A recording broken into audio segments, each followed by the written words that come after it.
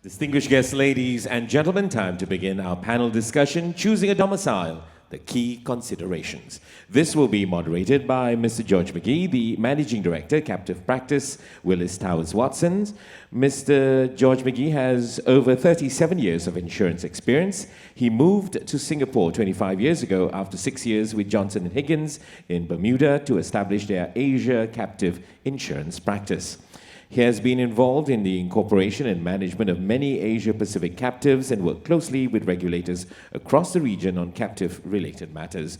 Joining him on the panel will be Mr. Malcolm Watson, the Managing Director of Watson Consulting, Naoyoshi Akira, Representative Director, Japan Risk Specialist Japan, Benjamin Tausig, the Tax Partner, Financial Services, Deloitte Southeast Asia, and Muhammad Balyan Suleiman, Head of Insurance, Custodian, Group Risk Management, PETRONAS, and Chief Executive Officer, Energas Insurance. Ladies and gentlemen, please welcome the moderator and members of the panel. Okay, good morning, everybody. Am I mic'd up? Yes, you are. Good. Well, I think it's good. You may not later, but I thought it was an excellent and thought-provoking day yesterday, and we're starting today with a discussion of the thorny issue of choosing a domicile for your captive, and I think importantly continuing to ensure the domicile you're captive in is optimal for your business. And as your business needs change, that decision may change. So it's going to be an interesting discussion with the panel. Just to give them a little bit more of an introduction, Mr. Watson here was crowned Mr. Guernsey last night. He was very emotional. The sash suited him very well. Substance. No. We have Mr. Substance further down the line. But Malcolm is also on the advisory panel to Labuan. He's worked in Bermuda and Vermont. So representing the international viewpoint has no doubt a great deal of value to say. At least I hope so. We then have Mr. Tausig, who you may have seen on the stage several times yesterday and may see several times more today, and is proving himself the leading expert in international insurance taxation and particularly captive-related matters. It's a little awkward, this seating position, but Araki-san is the Representative Director of Japan Risk Specialist, with a strong background in international reinsurance as well as Japanese captives.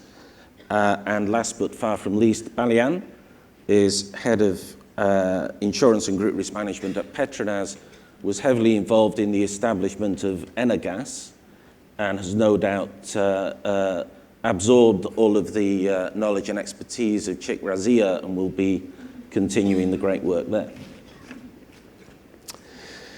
So before we move on to the discussion, I thought we'd start with a polling question, just to wake you all up first thing in the morning, if we can bring that up. Oh, it's up on the phones. Unfortunately, I can't see the results, so let me see. Okay. So what we're looking for is the most important factor in your view in choosing a domicile. We're then going to talk through, there we go. Oh, gone again. I think briefly there I saw that regulations was or regulatory environment was far and away the most important factor. There we go. Surprisingly a little to me, tax comes last in that, so Ben, you can go. You obviously did a great job of impressing everybody with the importance of tax yesterday. But very clearly, regulatory environment is the most important factor. We didn't give you the option of saying all of the above because the correct answer would have been all of the above. But it's certainly the view of the audience that the regulatory environment of the captive is the most important factor. So just to move on from that, if I can move on, there we go. There are over 30 states. There's probably well more than 30. In fact, if we include the US states which have passed captive regulations and are open for captive business. But there's a very wide range of choice for where you may base your captive. And sometimes the choice doesn't appear particularly intuitive. So, for example, there are quite a few Japanese-owned captives in Vermont, and you struggle to find anywhere more distant from Japan than Vermont. I think the factors in choosing a domicile really come into two main categories: the financial issues around the capital and solvency requirements, the cost, the tax, the ability to invest the captive funds as you wish. And interestingly, those issues you had very low on the priority list. Capital and solvency is a regulatory issue, so that does come into your priority. And then there are the practical issues around the receptiveness to your business plan of the regulatory environment in the domicile and the stability of those regulations. You don't want to go through a 12-month-long process to set up a captive, decide your domicile, and then discover a day later that they've changed regulation and it no longer meets your needs. You need a local infrastructure that's capable of professionally managing your captive. It needs to be accessible, and there needs to be experience there in the business that you're seeking to conduct. Mr. Substance jumped up a lot yesterday. You need to understand how the captive is going to be controlled, how you ensure control of your subsidiary whilst complying with the need for the mind and management of the captive to be in its domicile. The reporting lines, the procedures to avoid transfer pricing issues, establishing there's a true economic rationale for the captive in its domicile, all have to be considered in the setup of the captive. These slides Richard showed yesterday. There's different ways to look at this. The numbers are not huge in outright terms. If we look in terms of percentage growth, my maths isn't quick enough to do a percentage calculation on that, but certainly Labuan and Micronesia have achieved significant percentage growth, greater than we'd see in the established domiciles on a net basis, because there may have been a reasonable number of incorporations in established domiciles, but we've equally seen quite a few licenses closed out. The point I made about Vermont, 7 Japanese captives there, 2 Chinese captives. I wasn't actually aware of that. I'm looking for Edward desperately, but I can't see him. And Hawaii with a very strong Japanese captive presence. Guernsey, Mr. Guernsey can explain the attraction of Guernsey to Chinese companies. And Bermuda, which is the world's leading domicile in terms of number of captives and probably in terms of breadth of offering, has also attracted a reasonable number of captives from Japan and Asia overall. So if I can go firstly to Malcolm, and this is a slide that Malcolm developed for us, which brings the process of selecting a captive domicile into the language that I certainly understand, and I know a lot of people in the audience will understand, the language of football. So maybe you can explain this one for us, mate. Well, thanks, George.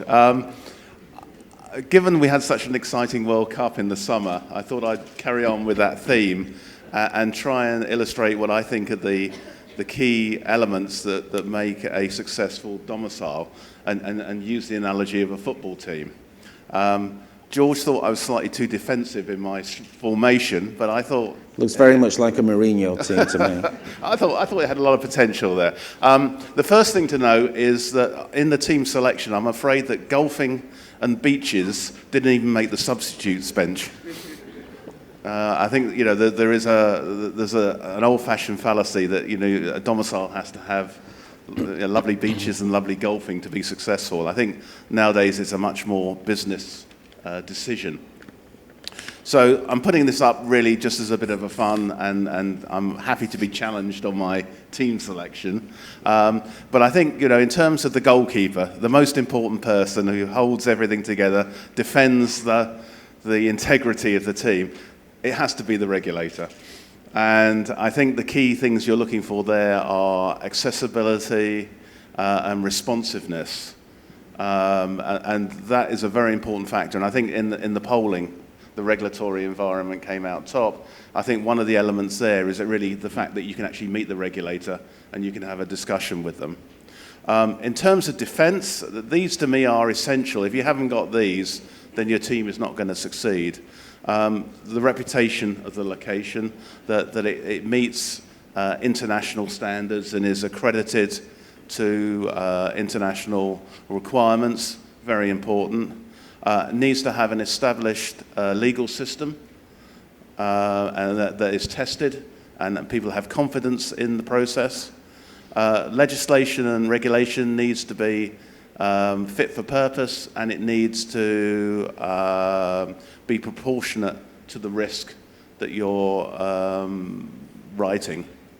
And then final, political stability. And those to me are almost hygiene factors. You need those to be considered as a serious domicile. Then if we move into the midfield, which is where you get a bit more creativeness, facilitating excitement and new attacks, the business infrastructure of the domicile, does it have all the necessary business expertise to allow you to conduct your business efficiently? Ben may have some thoughts about my central midfield player, tax regime. What I would say is it needs to be tax neutral. Basically, you don't want to end up having to pay tax in the jurisdiction that you can't then recover or offset elsewhere in the group structure. And then also in terms of creativity, I think you need the ability to have different types of captive corporate structures, be it sales, which we're going to hear about later on today, be it association captives, group captives, be it a single parent captive, what sort of business it can write. That I think you need that flexibility. You need the ability, for example, to be able to write insurance, securitization business, things like that. In the floating number 10 position, just behind the forwards, I've got ease of exit. And often when people are looking at setting up a captive, the one thing they forget is, how do we wind it down? What's the exit strategy? So I think it's important just to check that you are able to relatively easily exit from a domicile. And then up front, really, this is where the excitement is. This is what makes the difference to the team. Connectivity, I would say that really that involves the closeness of the domicile to the parent company and the other advisors, the time zones, the ability really for people to get together and really talk about issues and be able to get the maximum value out of the captive. And then finally, innovation, really the ability of the domicile to respond to new ideas and new challenges and being nimble and quick on your feet. So that to me is the perfect domicile team. But I'm more than happy to be challenged on any of my selections.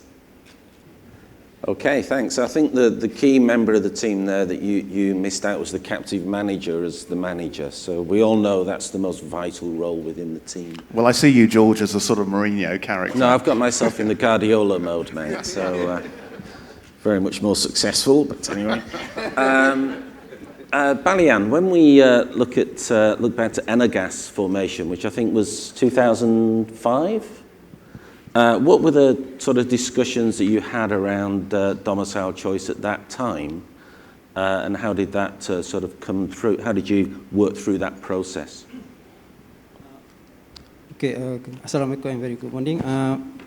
Energas was formed in 2005. So at that time, the terminology being used is offshore. So there is no such terminology, we call it midshore. So at that time, basically offshore, the concept of offshore is easy entry. And also, then you got still a friendly regulatory requirement, and then very efficient cost. So basically, and then from PETRONAS perspective at that time, because the accessibility, so because of majorly our operations is in Malaysia. So that's the reason why we go for Labuan. But I think what that bring value to us is the response of the regulatory. The responsiveness to our requirement, and also the understand they're willing to understand to us, and then the very good engagement. So to develop the captive itself for us is a pure captive, parent captive. So now you see it change. Of course, we got aerated by AMBS, and then now the term mid-shore come into picture. So for Labuan, they said mid-shore, they start to basically reposition themselves in 2013. To me, it's a good direction, basically, because if you want to become captive, you need to growth, and you want to become a long-term player. So long-term player, then the sustainability. So the mid-shore is the element which you combine both the offshore, which is the ease of operations, but at the same time, you have the element of onshore. So what is onshore? Basically, you have very high standard of regulation, and also high standard of supervision. But on top of that, also to maintain the confidentiality and privacy of the respective captive company. So these three elements. But there's another advantage for Labuan, because Labuan is part of Malaysia. So when Labuan is part of Malaysia, so they're also part of the protocol or agreement as set by Malaysia. So you can see from the tax perspective, so they call it tax. So the Labuan, there's tax harmonization. So when tax harmonization, then they come into picture of tax between Labuan and Malaysia. Also the tax harmonization with the DTA, which Malaysia is subscribed to. And then on top of that, they also subscribe to the OECD, which is the BEPS, and also the CRS, the Common Reporting Standard. So again, this basically gives you the benefit for long-term play. We sustain to be there. Actually, the direction of the world now is going to be more transparent, and to really scrutinize your operation or your business, which is the legislation and regulation. So then from PETRONAS perspective, then how we see it with this direction, I think actually is basically in line with what PETRONAS want. Basically, we want to adopt a best industry practice, and you want to be a long-term player. So you have to accept the fact. That's the way how the PETRONAS work now. Excellent, thanks. As you say, I mean, Labuan at the time you made the decision was more of an offshore domicile, and it's developed to this mid-shore position, which is an interesting concept. I mean, Ben, how do you feel about the sort of different definitions we have? It was, Balyan explained well there the benefits to PETRONAS of the fact that Labuan is so well integrated into Malaysia.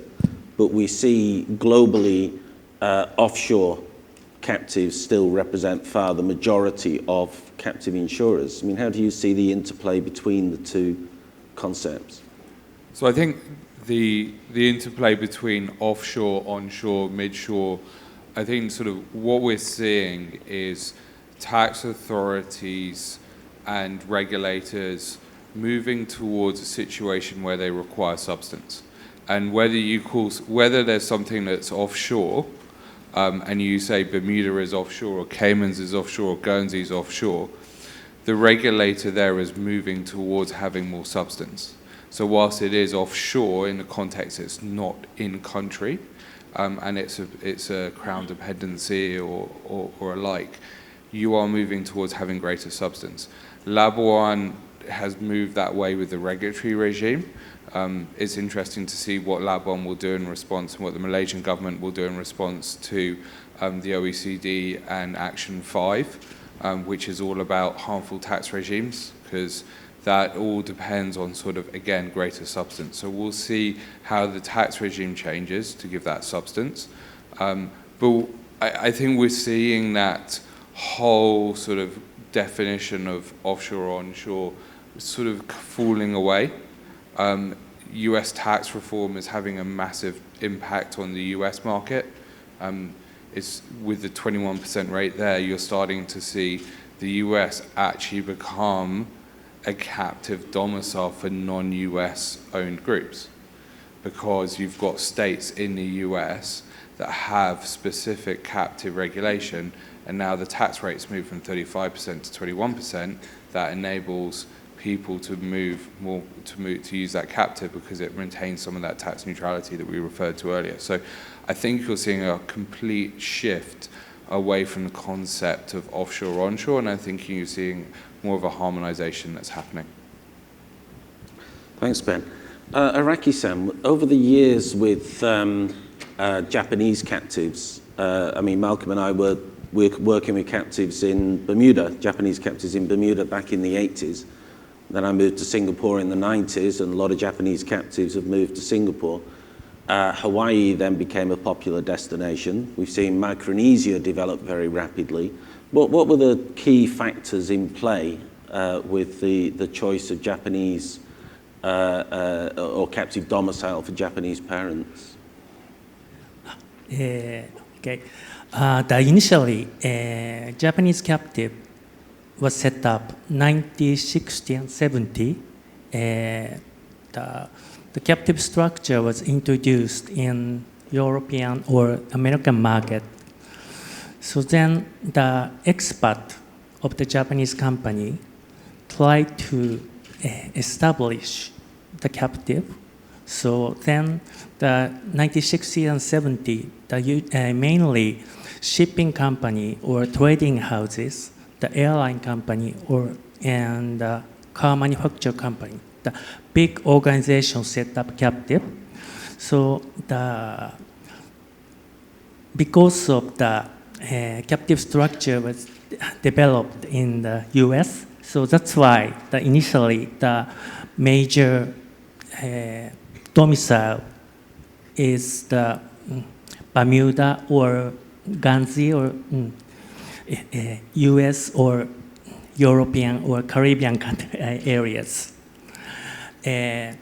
But in addition to this, I'd like to explain the Japanese insurance market situation.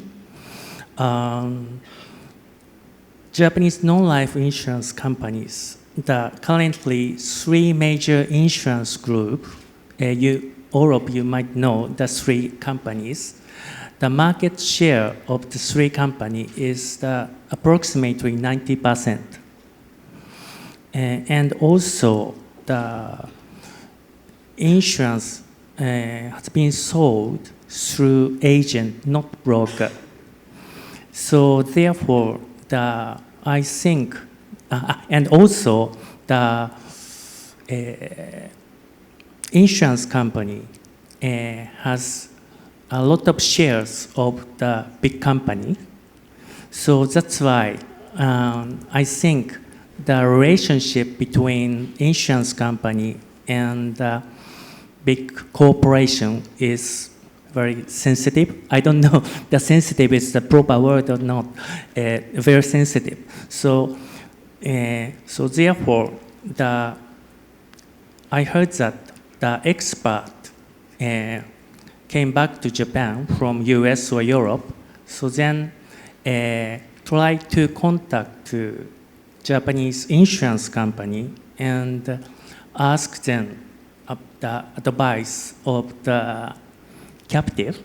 So the insurance company not happy to establish the captive because they thought release the profit to the captive.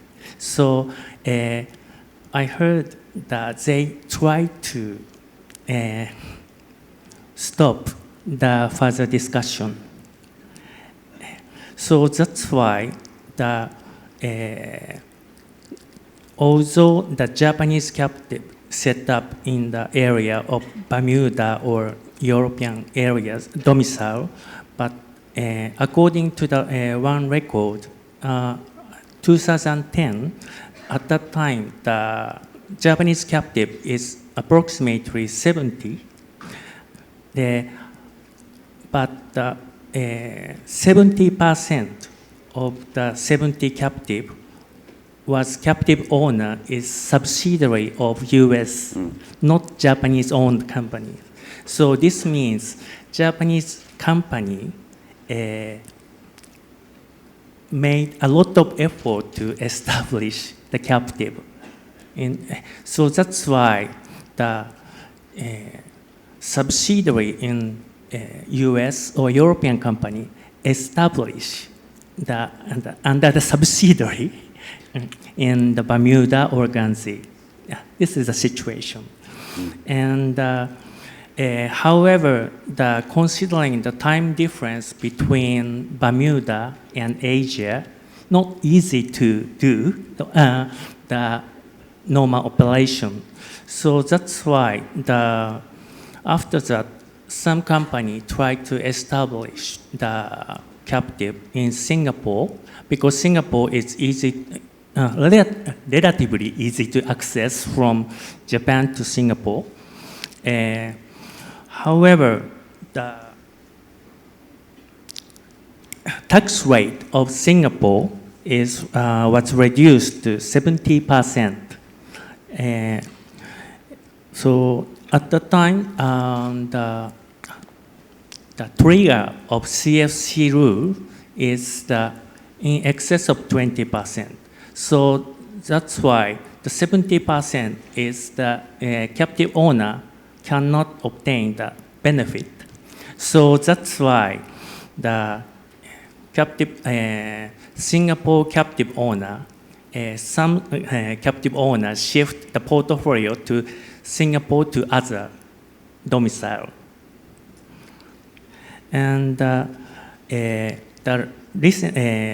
current situation is the key thing is the establishment of the Micronesia captive. I think it was 2006 maybe. The Micronesia is purely focusing on Japanese company.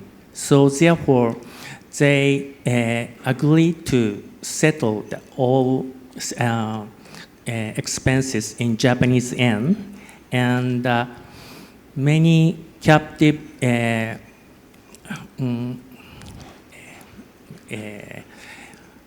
service provider located in Tokyo, not Micronesia.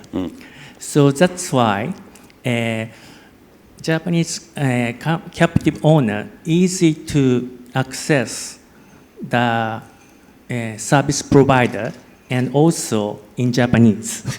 Because for us, the English is one of the challenging issue to contact to overseas service provider. So that's why the Micronesia is very popular among the Japanese company. And also, you mentioned Hawaii. Hawaii is not only captive domicile, the very popular travel destination for the Japanese people, and historically, yeah, and historically, many Japanese moved to Hawaii. So that's why in the authority, many regulators is the third or fourth generation of the Japanese. So their family name is still Japanese name. So culturally attuned as well, yeah. And also although the big broker like Willis or Aeon, they hired Japanese in Hawaii office, so therefore we can easily contact the same language in Japanese. And furthermore, Hawaii, not only Hawaii, in US, they introduced the micro-captive. Micro-captive is the tax rate is nil. So that's why recently, especially for medium-sized company, micro-captive is very popular. So you introduced the number of the Hawaii captive, the Japanese captive is 28. So some of them is not large operation, very small operation, I think. Okay, that's interesting. I mean, the combination of issues there seem to be, I mean, you mentioned the accessibility of the domicile was a key element, whether that was to the subsidiaries of the Japanese parent groups that were forming the captives in the first place, with US subsidiaries forming in Bermuda. And you also mentioned tax quite a lot. And the issue of substance. And I think we can introduce Mr. Substance to the discussion now. When we talked quite a lot about this and about what the requirements may be within the domiciles based on the OECD BEPS requirements or the way in which they are being interpreted by the OECD members. Balyan, if I can turn to you, when we look at the Labuan operations of Energas, if there was the imposition of a major substance requirement in Labuan, if you were required to post senior staff to Labuan, how would that impact on your ambitions for Energas and operations of Energas? Okay, so as I mentioned earlier, basically that's how the world is moving on now. So when you say substance based in Labuan, so the same also apply to other region, even Guernsey or Hawaii also be. Yeah. By the way, Hawaii, when we mention about Hawaii, I remember Hawaii 5.0. So that's the time I remember, okay, Hawaii 5.0. But I've never been there. So to me, it goes back to the substance. So if you talk about substance, when you see at Labuan, then come back to your mind is the cost efficiency. So which that really bring the cost efficiency to your company.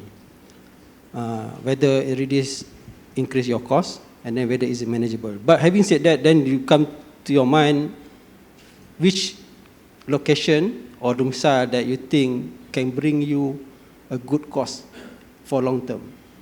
So then you will compare Labuan, Singapore, Hong Kong. So then you talk about to hire people, to establish the office. So which of all these domicile will give you a good or efficient cost for your operating costs? So that's the element that I see when you talk about the substance. Because to me, every domicile is subject to the same requirement, and then you have to see in the future, because now you have to make decision now, some of you have to make decision now. So then you have to take that into account. For long term, where do you think that, what is your driver? And then if you think cost is one of the elements, so which area that you think in the long term you still can manage the cost? So that's the way I look at it. Okay, thanks. Ben, what's your take on that from the substance requirements that may come through, both Labuan, but also the fact that this is an international initiative? Yeah. This is going to impact across the world of domiciles.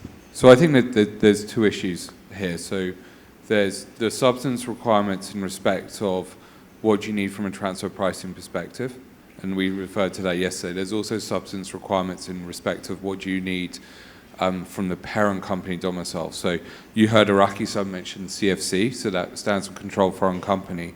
And what is that is, it's an anti-tax haven rule where you have parent companies, as well as the home jurisdiction, so Japan, the Japanese headquartered groups, or the UK or the US, they have particular rules to stop people from setting up companies offshore in low tax jurisdictions and stuffing a lot of profits in there. And one of those things that they think about is captives.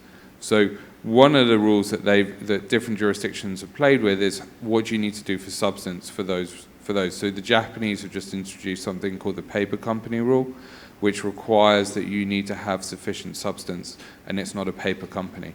What does that mean? There's no regulation. We're going to see that develop, and we're going to see how that develops. So you've got two factors in there. So what's going to happen is that in order to meet CFC requirements, in order to meet transfer pricing requirements, you're going to need additional substance.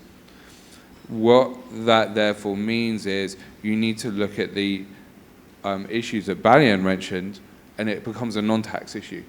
what the tax authorities want is not the most important thing. It's what actually makes sense from a functional perspective. How easy is it to get substance there? It's a practical issue. It's how accessible is the jurisdiction? What existing infrastructure is there? How much does it cost to establish an office there, to hire people there? Is it possible to hire people there? So you have to look at the situation and say, look, you've got jurisdictions like Bermuda that has an established insurance regime, an established insurance market. It's got a lot of expertise there. You've got a jurisdiction like Guernsey that's been running captives for decades. You've got people like Malcolm there who've got lots of experience. You've got that infrastructure there. Do you have that in certain other jurisdictions? Do we have that in Micronesia, for example? Do we have that in Lab 1? Can we create that in Lab 1? So I think that that's a challenge for some of the smaller captive domiciles, is how do you create that infrastructure to make that domicile suitable for people in the future? Thanks.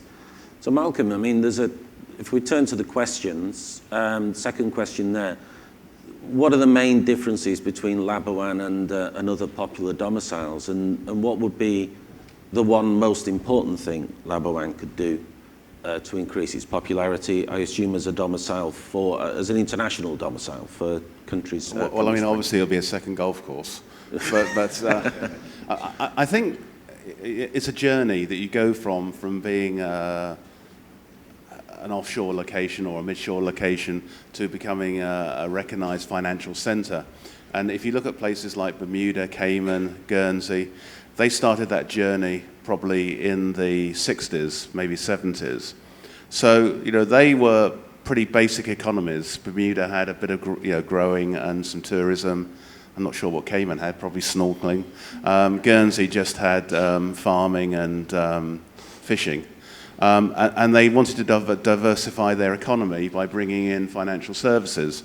And it's taken them 40, 50 years to get where they are. So I think Labuan are just slightly behind, that on that journey, but there's no reason why they won't get there. What do they have to do? I think the one thing they've got to keep doing is to ensure the regulator remains accessible and responsive, which is happening at the moment. It's probably more a political issue in terms of having a political strategy as to how you move Labuan on this journey to becoming a fully integrated financial center. And it's not just focusing on captives, it's focusing on other financial services. And in time, that will then make the place more attractive to do business in and to live there. Some domiciles have sort of financial incentives for people, expats or locals with lots of experience to come back to the location. Maybe that's a political decision to try and do that, to try and make it more attractive to build in the expertise, just as Ben says. Thanks. Sorry, the last thing. They need to keep hiring outside expert consultants. Well, it's this single, highly experienced executive who can act as an underwriter for many captives, and as we discussed yesterday. So can't think of any possible candidates, but we'll work that out later. A specific question there, Araki-san. What is it that attracts Japanese companies to Labuan? How many Japanese captives are there here currently? 7. Yeah, so a decent proportion of the total. I think there are 3 key issues to attract the Labuan. The first one is the Labuan is not captive domicile. Labuan is the financial center. So that's why the regulation is well organized. So then when I introduce the Labuan to our potential client, Labuan is the financial center. So that's why various service menu is prepared and regulation is well organized. The second one is the cost efficiency. We need to focus on not only tax rate. I think it's the total benefit should be considered. So then, if so, compared with, for example, Bermuda or Cayman or Guernsey, Labuan is the much more efficient of the cost. So, and outcome is the same. So that's why I recommend to Labuan because of the efficiency. The last one is the many Japanese companies have tried to develop the business operation in Southeast Asia. So Labuan is located in the middle of the Southeast Asia. So this is not directly connected with the captive operation. However, the captive owner might some connection with their business operation. So that's why I think the 3 point is attract the Labuan for Japanese companies, I think. Thanks. There's a couple of questions just come up here. Oops, moved again.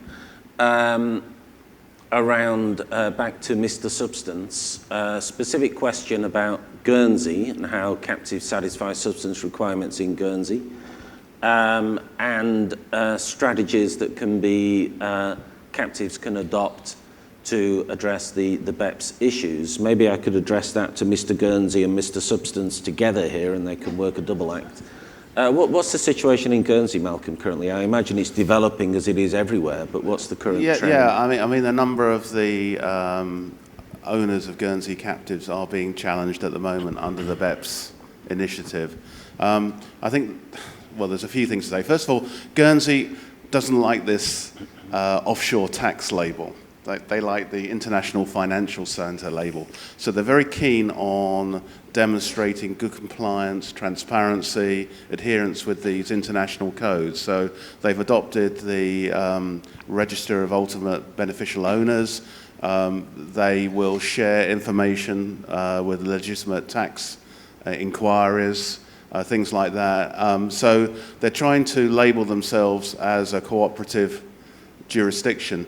In terms of the tactics the individual captives are adopting, those which are going to try and challenge the BEPS scrutiny are increasing substance. They're holding all the board meetings in Guernsey. They're trying to have a majority of the board based in Guernsey.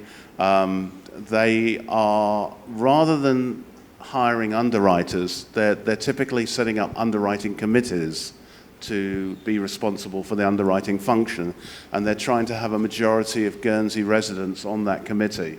So that's the way they're trying to do it. Alternatively, the client representative may be visiting Guernsey on a regular basis to be part of that underwriting decision, but in Guernsey. So they're trying to build up that substance argument. They're also developing economic rationale for why the captive is operating, and they're also using some method of valuing or assessing the value the captive is generating to try and prove that it's a bona fide insurance entity. Having said that, there are some companies that have just decided it's too much effort to fight all of this or change their business model.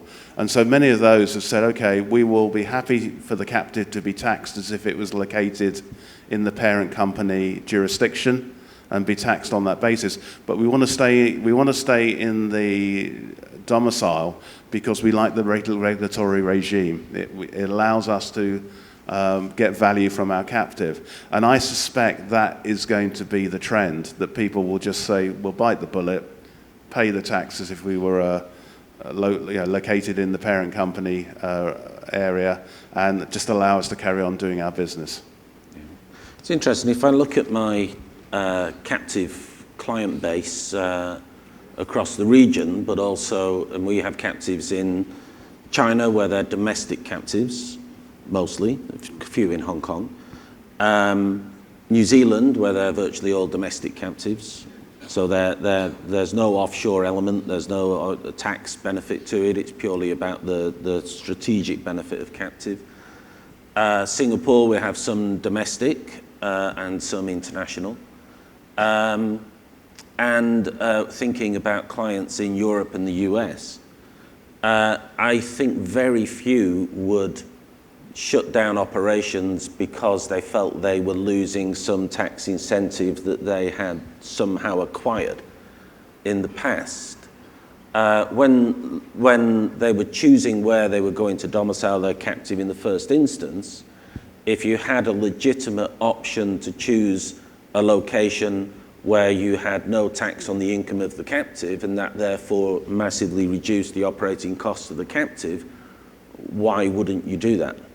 As long as it had the regulatory environment to meet your needs and was accessible and all the other points we went through.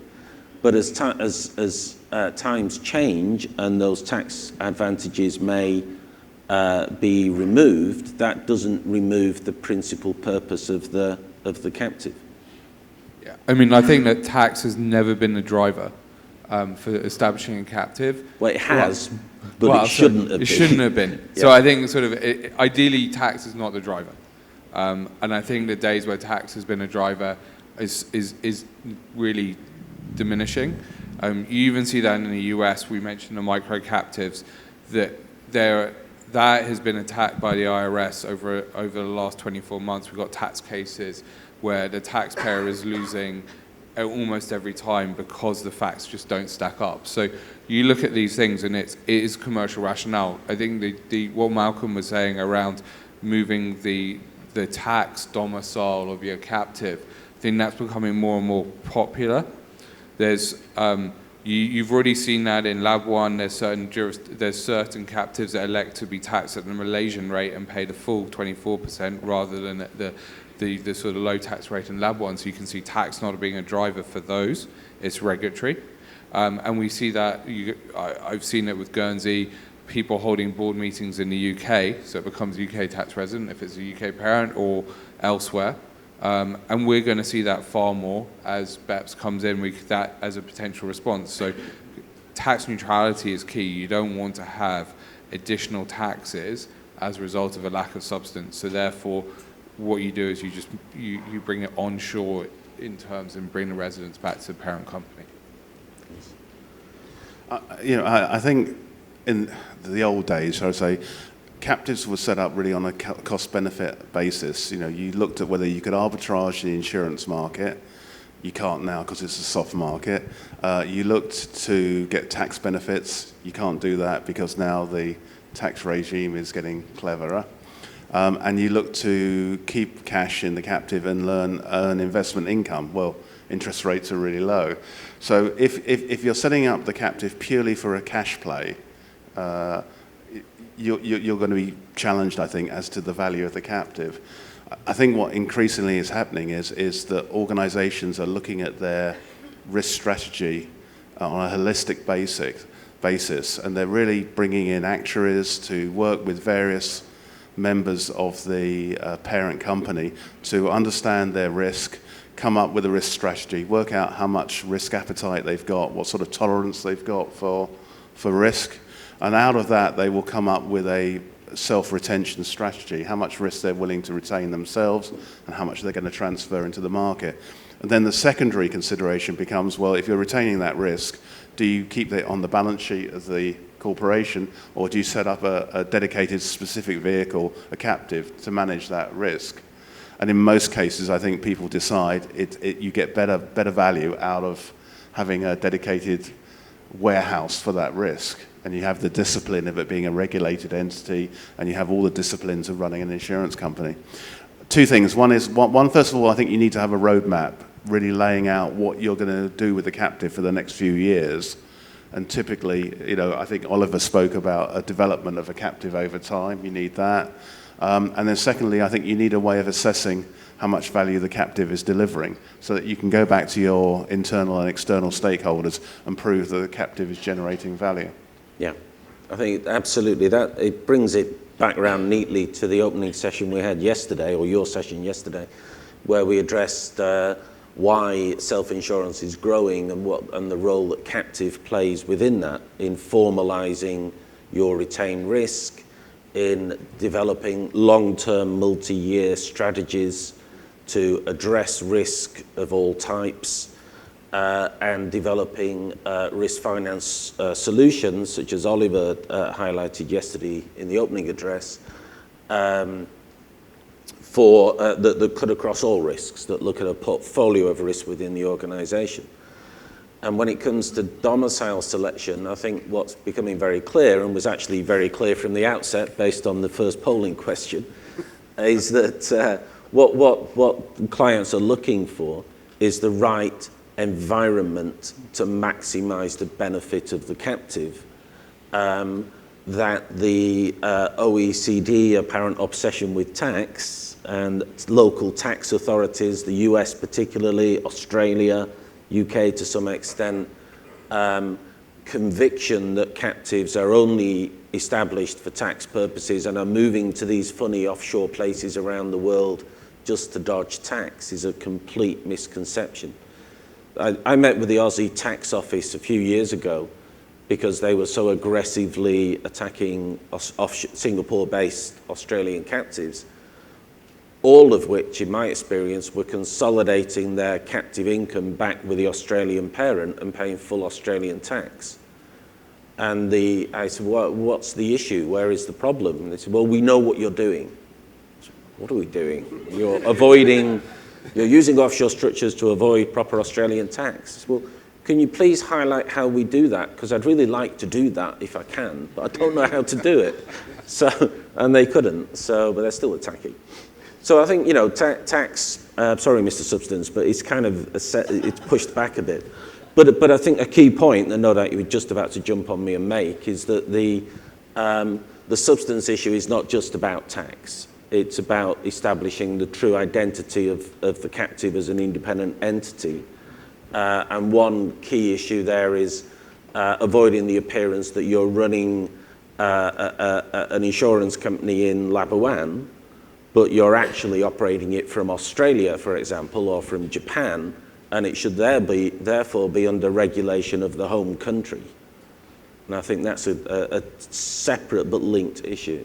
Yeah, and I think what we've seen there is you've got two issues. So from a regulatory regime, how do you have a sufficiently flexible regulatory regime where you don't require board meetings of the company and of that captive in jurisdiction, but and so that enables groups to move their board meetings to the likes of the parent company jurisdiction to help establish tax residence in that parent company jurisdiction, while still having a robust regulatory regime that requires proper oversight, etc. So I think what you can say there is that there are regimes where it's possible.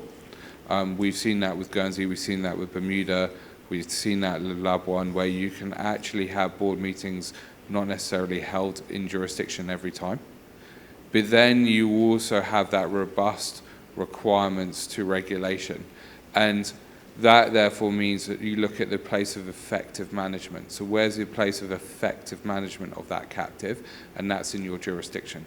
So that's in the captive jurisdiction. So to the extent that you can separate the two, you can separate the control and oversight of the company and the board, and having those board meetings and the flexibility to have a majority of those board meetings out of a jurisdiction, but yet still have the robust regulatory regime that looks at the place of effective management. So where do you have underwriting committees? Where do you have people who are actually performing those functions? They're in jurisdiction. That therefore gives you the flexibility to both have that robust regulatory regime, but also get the tax answer where there's no tax arbitrage. You satisfy the ATO who come in and say, hey, what are you doing this all for tax? No, we're not. Thanks. Balyan, there are two very specific Malaysia questions here that I'd like your advice on. I think that the first one, I'd interpret it, the question is why domiciled somewhere else other than Labuan? I'd interpret that as why would there be a need to domicile somewhere other than Labuan? From your standpoint, how does that play? I mean, if you had a complete open field for the future domicile of Energas, would that change your decision to be in Labuan? I think it goes back to the nature of your business. So at the end of the day, it must be your business friendly to your operation. So it goes back, where do you think your operation would be, and then how it will tie back to the domicile that you're going to have. So then it goes back to the accessibility for such thing. So to me, currently still PETRONAS is still mainly in Malaysia, but I can answer also the other question, which a lot of likes there. Actually, Malaysia revenue also more than 50% not from Malaysia. So we have operation in Australia, in UK, in Canada. So in fact, captive participate in that countries. So there could be a reason you can choose other than Labuan. But then again, back to what I mentioned earlier, the accessibility, the business-friendly environment, and then the regulatory-friendly environment. Of course, the regulatory they will put, as long as, because when it comes to the substance, then it goes back to how far the regulatory body want to push. Is it overkill? Then you overkill, then you can increase your cost and then reduce the efficiency of your management or your operations. So you can see like Deloitte. Deloitte, what happened, they suffer loss last year, 2.6 billion pound.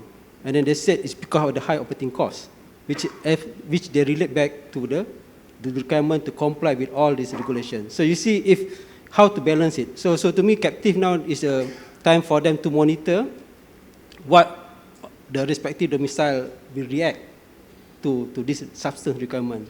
So, and at the same time to maintain the privacy and the confidentiality. So if they go too far, which from what they expect compared to other domicile, then what should go there, which increase the cost and also reduce the efficiency.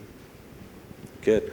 I mean, we've seen in the past companies adopt a multi-domicile strategy. So there are quite a few, particularly US and European companies, that have got many captives. Apart from the fact that that generates more business for captive managers, I've never been a great fan of that, because the idea of a captive to me is to consolidate risk, to consolidate the vehicle in which you manage and treat risk across a group. So why would you have more than one? From the standpoint of Labuan and its role with Energas, I think when we talk, we've debated a little bit between us this week about what mid-shore means. And I think you've just nicely hit the point there, that Labuan enables you to have a domestic captive, which is integrated with the Malaysian insurance regulatory regime, which is restricted to reinsurance of risk in Malaysia as any other captive would be. I know there are some different angles around that, but which is also able to assist you in managing your international exposures. So I think that's kind of a lead-in, because we've got 1 minute left, to the final polling question, which should be available on your devices. It's not, there it is. Which is, what do you think? Do you think that when we look historically, the vast majority of captives, certainly in the early years, were formed offshore, in the Bermudas and the Caymans and the Guernseys? Do you think that in the developing environment that onshore or mid-shore domiciles would be preferred?